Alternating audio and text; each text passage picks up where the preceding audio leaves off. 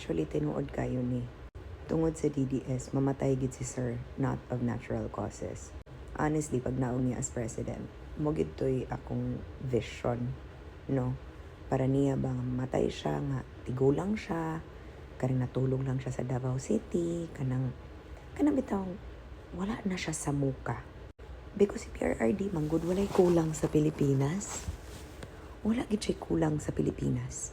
But his children deciding to make him run as mayor of Davao City just because they really don't want to let go of the power there. Tungod nila, tungod sa iyang mga anak, tungod sa nakapalibot niya, tungod sa ilang kagaman sa gahom nga naa kang PRRD, ilang gilawg sa tirong si Sir. Sila'y naghatod kay Sir kung asa siya karon. Dili man si Marcos, dili man si Romualdez, dili man. Because at the end of the day, kung ila lang yun untanang gipapahuway si Sir like what he deserved, dili yun untanang imahitabo sa iyaha. Because si Sir ninaog as presidente, walay laing gibuhat kundi magsagubang sa problema nga gikos sa iyang mga anak. Imbis mo retire from being president, wala siya tagai og ample time to retire. Wala siya respetary enough to give him the value of retirement from stepping down as president. Because since day one sa iyang pag-step down, actually wala pa siya ka-step down, nagsagubang na siya sa umaabot nga problema.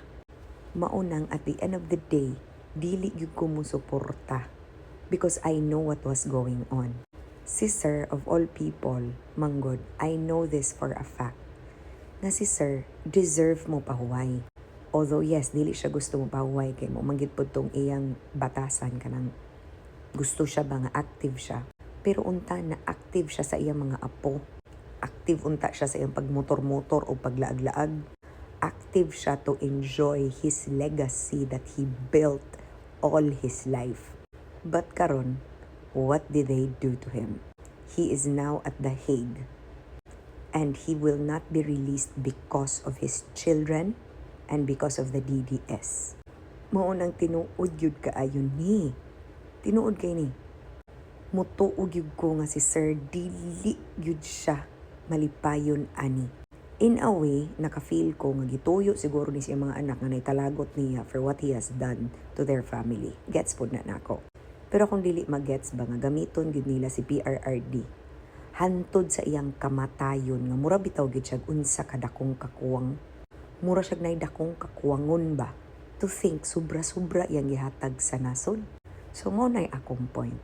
Mo nang di gyud ko mo suporta sa iyang mga anak. Kung mo nang ningon jud ko I was never a DDS and will never be a DDS because si Sir ako kidning gibalik-balik which is gihimo pa kog dautan.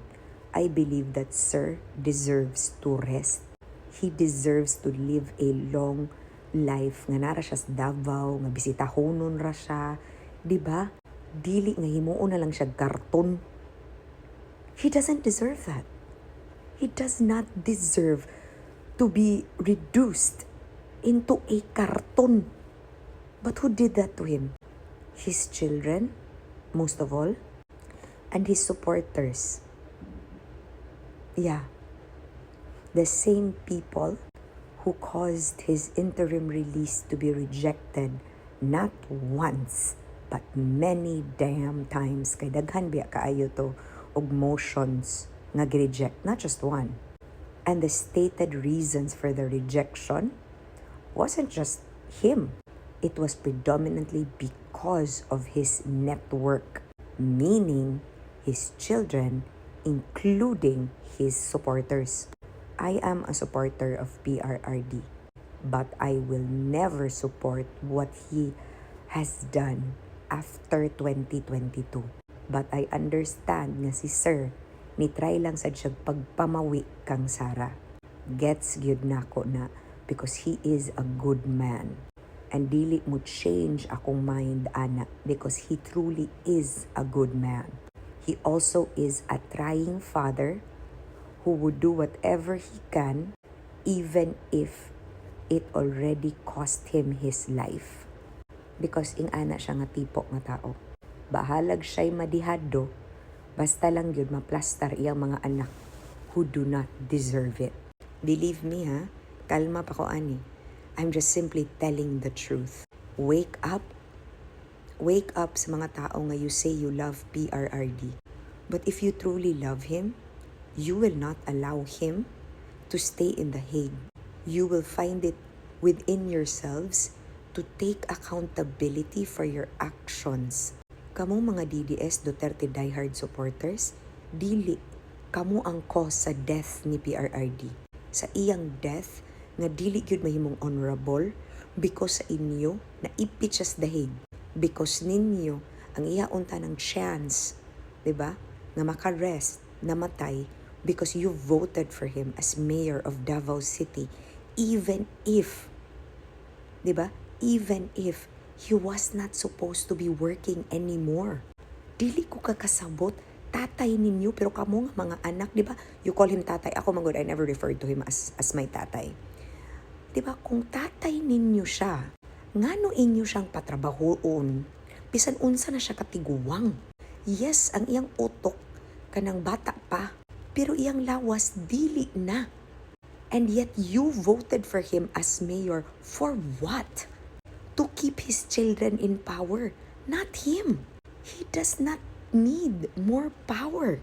He already yielded the highest possible position in this country. And he left it with so much integrity and dignity, only to be destroyed by his children and you. Voting for him as mayor caused him the denial in the ICC. Voting for him as mayor caused him his freedom.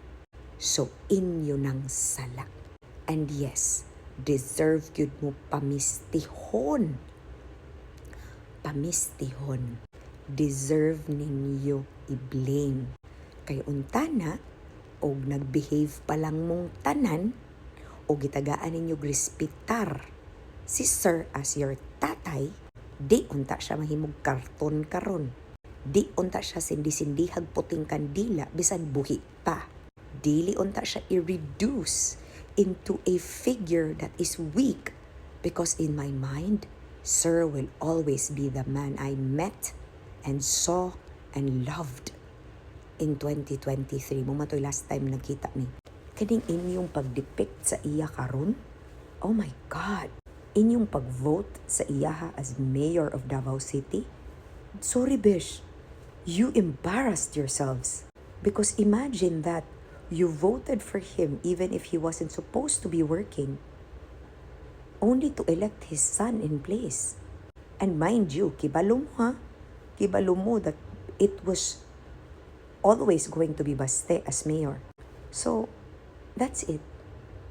That's what you did. And imagine, the most powerful man in the country deducing to being an old man, diba? That would use his power to actually tell people to vote for his daughter.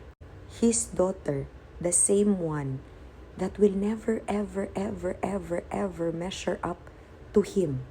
Not even by 1 trillion kilometers. So mauna. That's what happened. And that's the reality that I am so hurt about.